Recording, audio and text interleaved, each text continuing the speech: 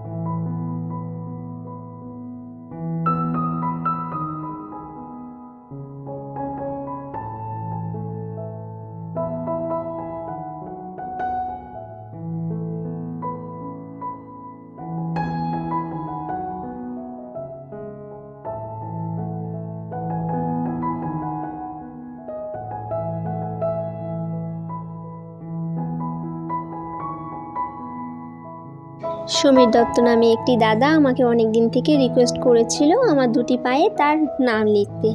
এক দাদাটি অনেক বড়, দুই আমি আমার পায়ে কারো নাম লিখতে চাইনি।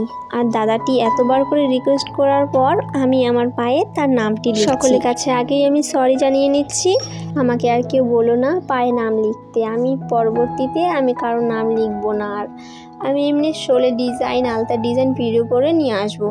দেখা হচ্ছে পরবর্তী কোনো ভিডিওতে। ততক্ষণের জন্য টাটা।